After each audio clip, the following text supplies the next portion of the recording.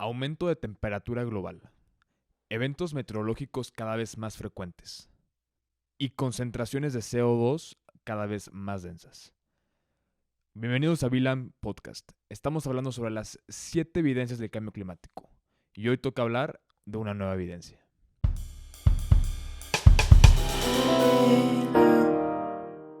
Bueno, sean bienvenidos a... Vilam. Bienvenidos. Bienvenidos.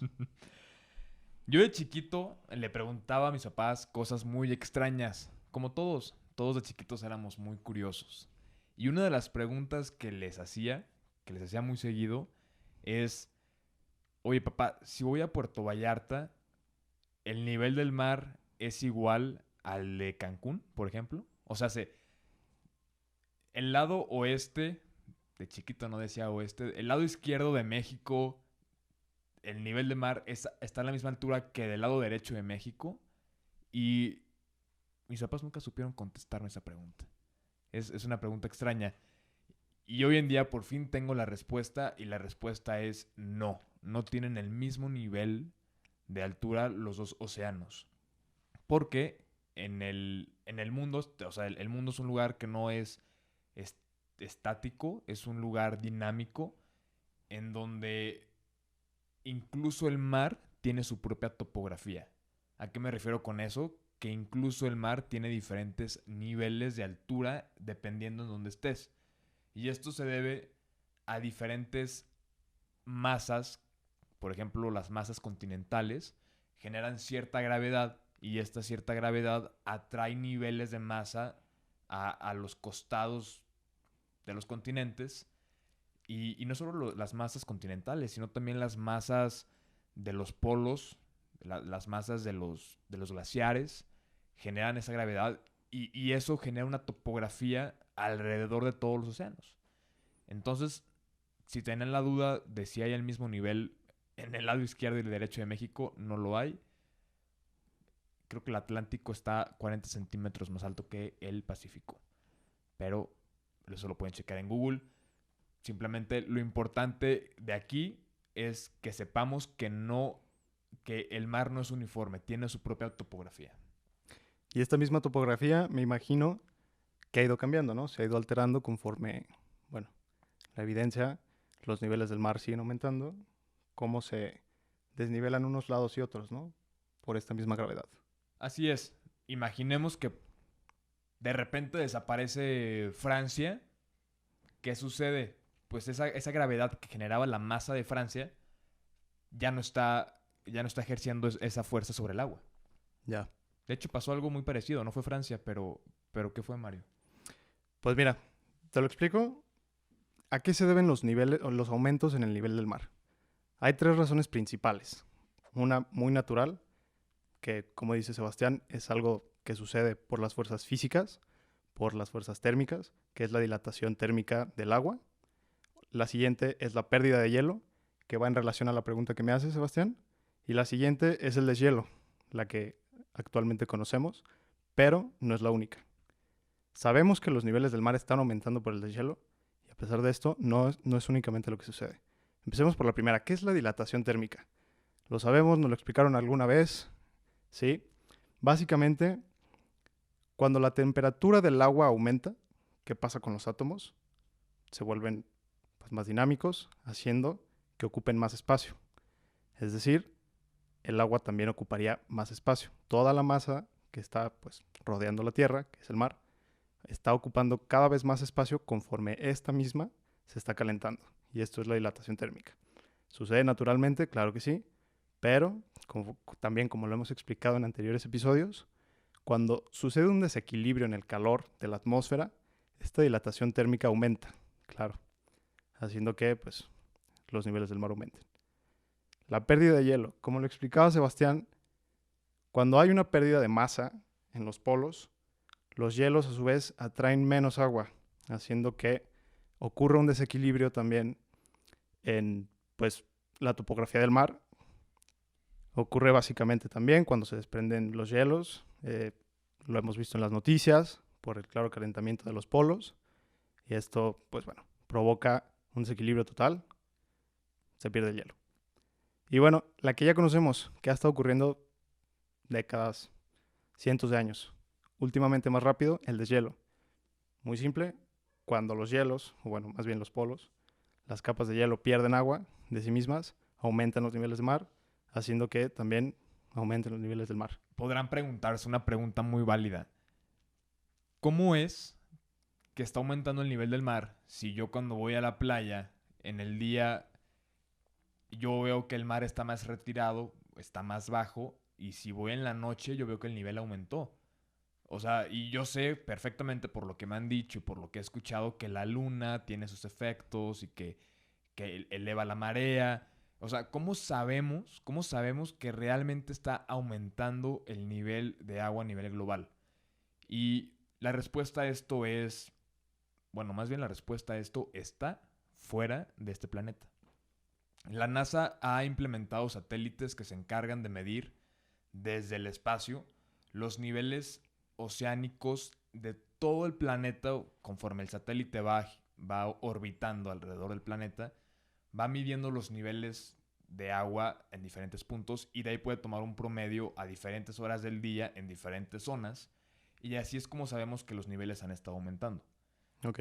De hecho, en los últimos 80 años aproximadamente, ya ha subido el nivel del mar unos 17 centímetros gracias a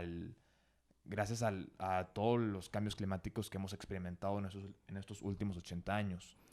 Y se espera que este incremento de nivel de agua sea cada vez más acelerado, porque como ya lo hemos hablado en podcasts anteriores, cada vez estamos calentando más el planeta. Y entre más lo calentamos, entramos a un ciclo el cual se empieza a acelerar. Un ejemplo perfecto es, entre menos hielo hay en los árticos, en los polos, empezamos a tener menos superficie que refleje la radiación del sol, lo que genera que se quede más calor en el planeta, y entre más calor haya, pues más se derriten estos glaciares, y este es el ciclo que me refiero que empieza a aumentarse. Entonces, Sebastián, es a su vez una evidencia del cambio climático que trae consecuencias. O sea, no solamente el hecho de que esté aumentando la temperatura o el hecho de que se esté alterando toda la atmósfera, la temperatura global y demás, está provocando un aumento en el nivel del agua, sino que este aumento en el nivel de agua a su vez trae consecuencias las cuales provocan un ciclo que hace tan peligroso, y volvemos, por eso se le llama crisis climática, porque una hace a otra. Entonces, ¿cómo lo podemos ver? Digo, como lo dices, ha aumentado casi 18 centímetros a lo largo de, ¿qué son? 80 años 80 aproximadamente. años, ok. Esa es una consecuencia, pero ¿cómo lo podemos ver además de esto? ¿Tú sabes? También se pueden medir, o normalmente se usan un tipo de, por así llamarlo, regla, Ok, pero eso es medición local. O sea, se mide localmente el nivel de la marea, cuánto sube, cuánto baja, se saca un promedio a lo largo del año, y ese promedio es el nivel de mar de esa zona. Y es por eso que la NASA implementó este monitoreo satelital, para tener una mejor idea de lo que está sucediendo. Yo creo que esa es la mejor manera de saber, de estar seguros que el nivel del agua ha estado aumentando en los últimos años. La pregunta aquí es, ¿en qué me afecta que suba 17 centímetros el agua? exacto. ¿A mí qué? Que suba 17 centímetros el agua. 17 centímetros, ¿a mí en qué me afectan? Yo vivo muy lejos del mar, y esos 17 centímetros jamás me van a alcanzar. Oye, pues yo leía el otro día que, por ejemplo, los mantos acuíferos en Florida se pueden ver afectados por esto, ¿no? Por estos aumentos en el nivel del mar. El agua que toma Florida para subsistencia de todos sus locales puede verse contaminada por el agua salada del mar. Entonces, esta es una clara evidencia, ¿no? Es uno de los efectos catastróficos que nos hacen vulnerables. Empezaríamos por las costas, como dices, puede que no estemos cerca, pero sí va a empezar. O sea, va a seguir aumentando. Posteriormente la gente se va a ver, o sea, la capa demográfica de personas va a aumentar en otros lugares, que pues van a empezar a desaparecer zonas, ¿no? O sea, Es correcto. El ejemplo de Florida es un ejemplo perfecto. Tú tienes tus mantos acuíferos de los cuales tu población se surte de agua, por ponerle una palabra, sube el nivel del mar y ese nivel del mar entra en tus mantos y empieza a contaminar. Eso te refieres, ¿no? Sí, sí, sí. Ese es un ejemplo. Y como bien decimos, yo que vivo en Guadalajara no me afecta, pero todos aquellos que viven en costas, ¿qué va a pasar con ellos? Un ejemplo, Venecia. ¿Qué sucedió en Venecia el año Clarísimo. pasado? Sí, la inundación, pues, arruinó, ¿no? Arruinó en varios sentidos Venecia y sobre todo en su parte turística, que es de lo que viven. Entonces empezamos a ver varios cambios drásticos que empiezan a dañar Sí. varios ecosistemas en todo su conjunto, ¿no?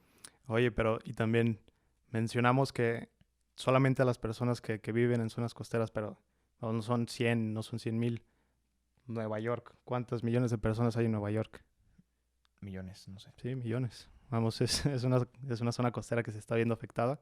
Entonces, pues si no lo veamos como solamente las personas que viven allí, o sea, son millones de personas. Y de hecho hay estudios que dicen que entre más alto sea el nivel del mar, más fácil van a entrar las tormentas que vienen de los océanos. Digo, las tormentas pues siempre han estado huracanes, ciclones, tormentas tropicales, pero entre más alto esté el nivel del mar, van a entrar sin menos restricciones y van a dañar más otra vez a estas personas que viven en costas, que como bien dices, no son poquitas, Sí, son son millones.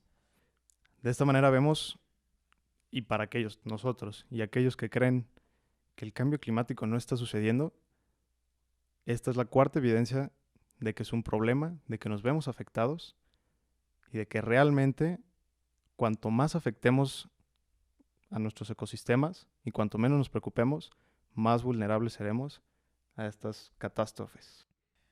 Así es, Mario. De hecho, hace poco vi una frase de Onda Natural, una frase que me gustó mucho, que decía: el mundo no necesita poquitos ambientalistas perfectos, necesita millones de ambientalistas imperfectos.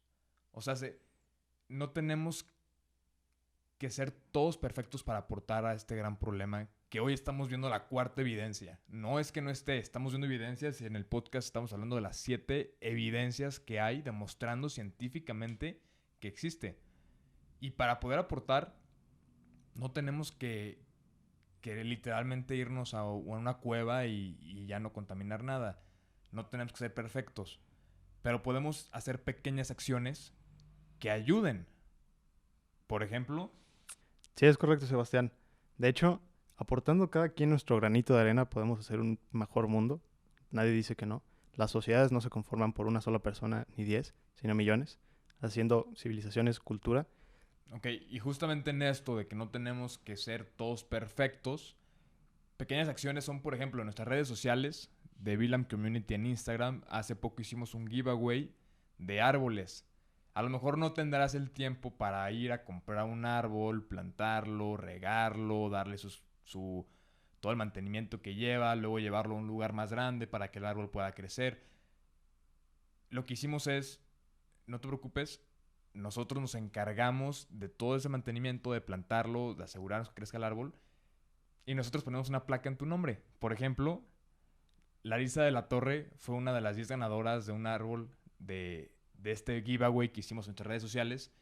Y acciones así de sencillas es la que puedes hacer. Seguir Villam Community es un ejemplo. Hay muchos canales que ya están aportando o poniendo su granito de arena y te puedes sumar a estas acciones. Además, Mario... Sí. No, sí, amigos. En comunidad es más fácil. Haciéndolo juntos podemos lograr más. Incluso pueden visitar villamcommunity.com, donde la idea es hacer todo sustentable, compras sustentables. ¿Para qué? Pues claro, hacer un mundo mejor y un futuro más verde. Yo soy Sebastián Arce. Yo soy Mario Mendoza. Y muchas gracias por habernos escuchado una vez más Y la...